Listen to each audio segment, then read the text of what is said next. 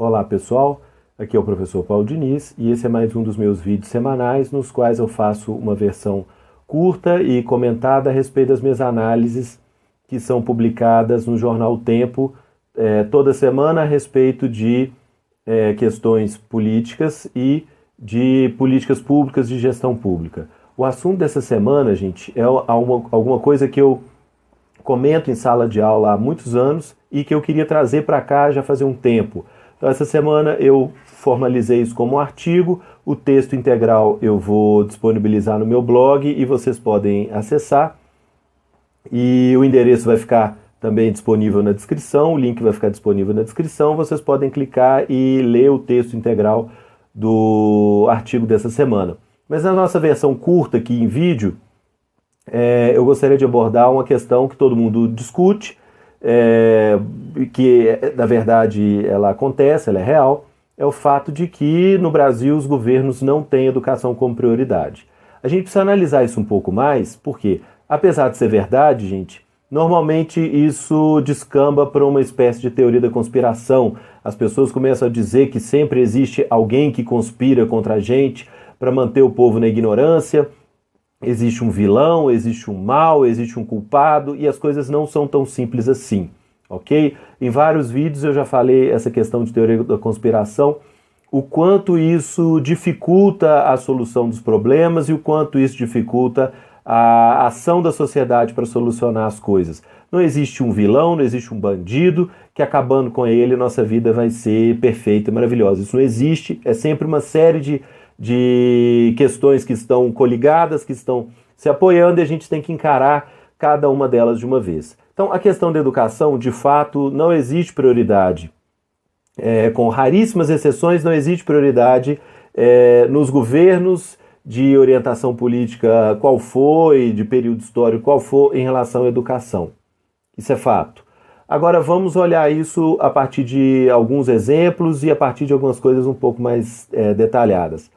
Por exemplo, reforma do ensino médio, agora estão passando propagandas em rádio e televisão do Ministério da Educação, explicando o que muda, enfim, o que acontece e passando informações genéricas a respeito da reforma da educação.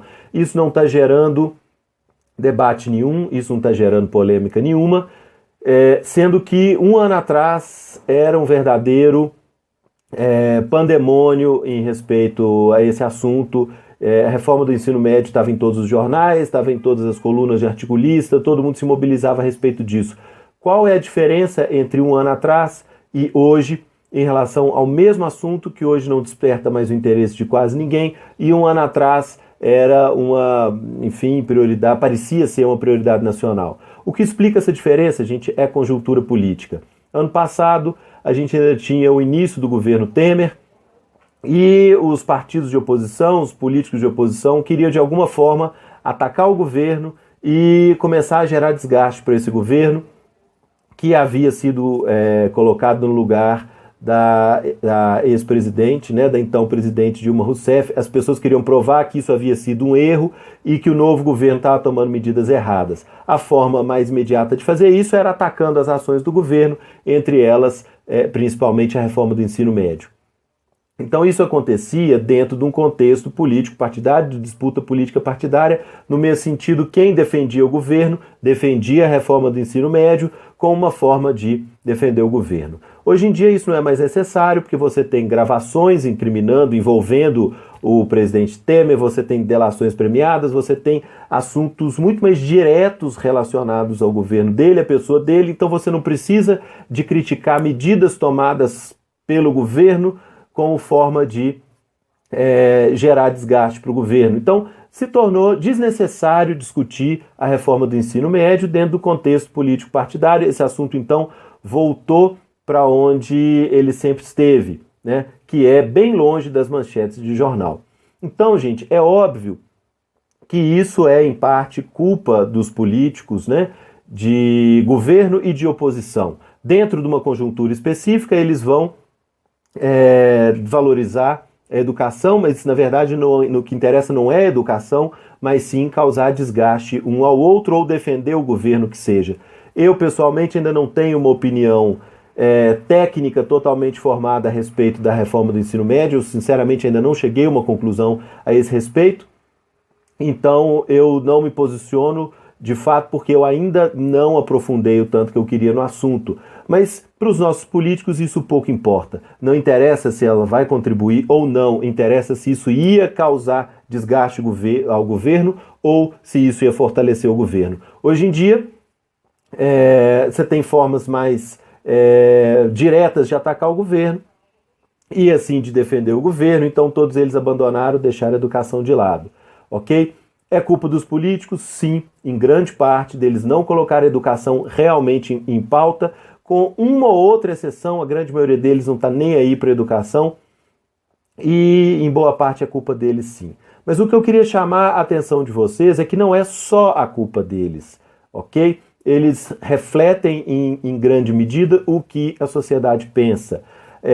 Eu peguei algumas pesquisas de opinião que a Confederação Nacional da Indústria publica todo final de ano, que vão falar da opinião do brasileiro a respeito dos principais problemas do Brasil e quais deveriam ser as prioridades do governo. Eu peguei algumas delas dos últimos anos e a gente sempre tem em primeiro lugar a população se preocupando com segurança, saúde e educação. Parece, enfim, que a população realmente se preocupa com a educação. Mas quando a gente vê perguntas mais detalhadas dessa mesma pesquisa, ao longo dos últimos anos, a gente percebe que segurança e saúde se mantém no topo das listas e a educação vai lá para baixo, ok? Então, por exemplo, no final de 2016, a pesquisa que saiu agora no início de 2017, não variando muito em relação aos anos anteriores, a população brasileira coloca que a educação deve ser a 7ª prioridade do governo para o próximo ano, ou seja, respondendo isso em 2016, tendo 2017 como um horizonte. A 7ª prioridade e não primeira, segunda ou terceira, né? Como parece no primeiro momento. Na hora de colocar qual é o maior problema do Brasil, a população brasileira coloca a educação como o 15º maior problema do Brasil, sendo que saúde e educação continuam no topo do ranking.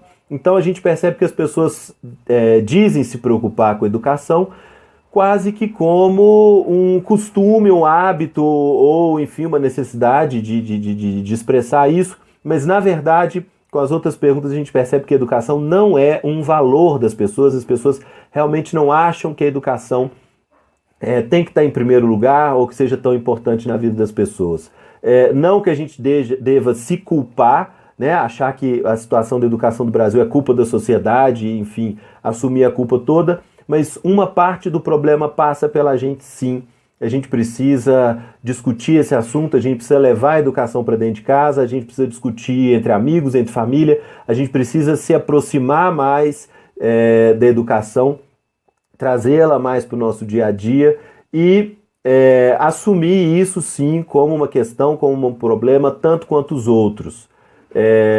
Então, levar isso para a nossa vida pessoal e social de uma maneira que no médio e longo prazo a população passe a ter de fato, e não só como retórica, né, da boca para fora, passe a ter educação como um valor, como um assunto que realmente nos interessa. Isso é um passo que depende da gente, é um passo muito importante e que a gente precisa tomar como sociedade, ok? Para a classe política, para os meios de gestão, isso vai acontecer em certa medida como consequência, gente, do sistema representativo que nós temos. Isso não é automático, não é imediato, mas sim vai acabar chegando a quem executa as decisões que nos interessa como sociedade. É claro que a maior parte da culpa cabe sim aos políticos que estão lá hoje e que estiveram nos últimos anos. Mas, de fato, nós como sociedade, nós não valorizamos a educação e precisamos trazer isso para a nossa vida, para a nossa família, para os nossos amigos e começar a encarar isso de frente. Essa parte depende da gente e é importante que a gente faça. Ok, pessoal? Até a próxima, um abraço para todo mundo, boa semana e bom final de semana.